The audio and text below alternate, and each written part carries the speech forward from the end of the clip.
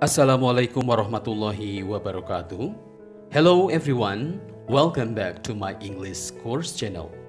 This is M. Rahmat Baihaqi will bring you an English course material. How are you today, students?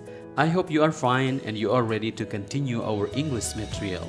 It is very nice to be with you again. In this opportunity, we are going to learn and discuss about lesson 14. Future tense in negative and interrogative form. Oke, student, selamat datang, selamat bergabung kembali dengan saya M. Rahmat Baihaqi di English Course channel saya.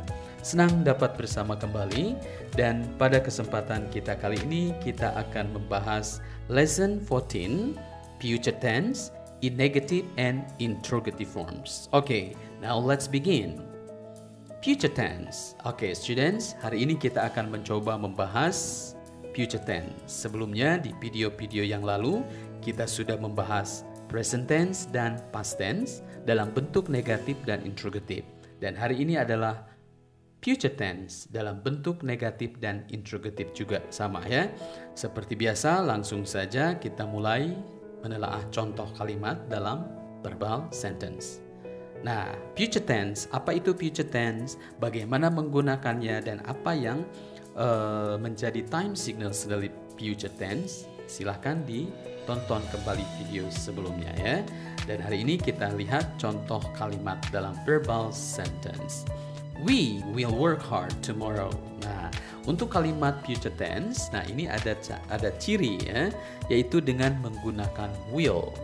Kemudian kata kerja, yang artinya kami akan bekerja keras tomorrow, besok.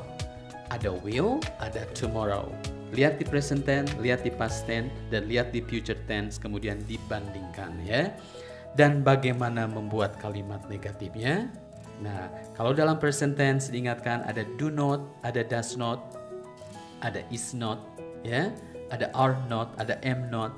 Dalam past tense ada did not, ada was not, ada were not untuk negatif.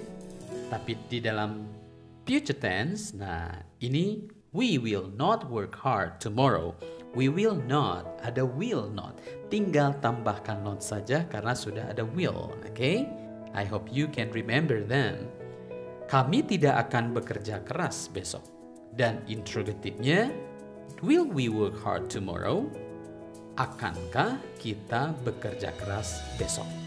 Ada pertanyaan, maka ada jawaban. Jawabannya bisa yes, we will work hard tomorrow, atau no, we will not work hard tomorrow. It's up to you, you can choose one of them. Next example, Mr. Aldi will speak English. Tuan Aldi akan berbicara bahasa Inggris. Walaupun tidak ada keterangan waktu, tapi kalau sudah ada will, ini menunjukkan future. Berarti menunjukkan sesuatu yang akan dilakukan. Negatifnya, Mr. Aldi will not speak English. Mr. Aldi tidak akan berbicara bahasa Inggris. Oke? Easy, right? Dan interrogatifnya tinggal tinggal pindahkan will ke depan. Will Mr. Aldi speak English? Akankah Tuan Aldi berbicara bahasa Inggris? Ya, jawaban kembali bisa positif atau negatif. And the last examples in future tense, the children will play football next week. Anak-anak akan bermain sepak bola minggu depan. Will play. Oke, maka negatifnya sudah bisa kebaca. The children will not play football next week. Will not play. Anak-anak tidak akan bermain sepak bola minggu depan. Ya. Dan untuk kalimat interrogatifnya, will the children play football next week? Will the children play football next week? Akankah anak-anak bermain sepak bola minggu depan? Okay, students, I hope you understand much about this, and I hope you can make your own sentences by yourself.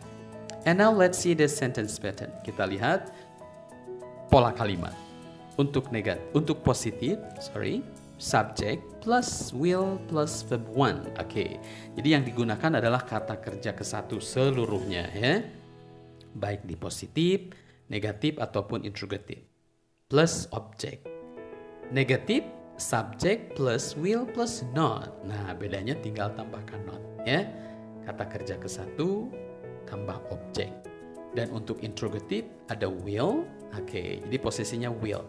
Nah, jadi untuk kata-kata kunci pertanyaan dalam bahasa Inggris atau interrogative, tadi dalam present tense ada do, does, is, am, are. Dalam past tense ada did, ada was dan were. Kalau di sini sekarang tambah lagi ada will. Nah, itu kunci atau kata-kata kunci untuk membuat pertanyaan dalam yes no question. Okay, students, I hope you understand much. Now let's go to the next example in nominal sentence. Okay, Mrs. Julia will be a teacher next year. Nah, di sini ada Mrs. Julia will be a teacher next year. Nyonya Julia akan menjadi seorang guru tahun depan. Ya, bisa dibandingkan dengan yang present tense. Ada Mrs. Julia is.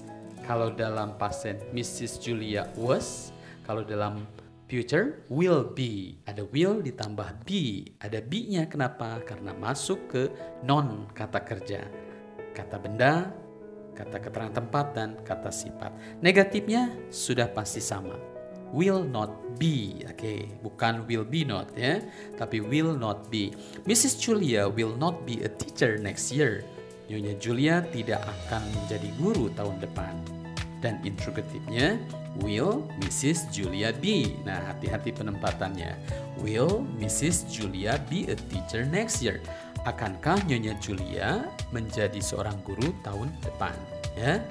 Ada pertanyaan maka kembali ada jawaban. Jawabannya bisa positif, yes, Mrs. Julia will be a teacher next year.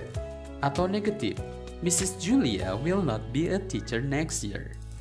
Okay, now let's see the next example. I will be in the meeting room tonight. Aku atau saya akan berada di ruang rapat nanti malam.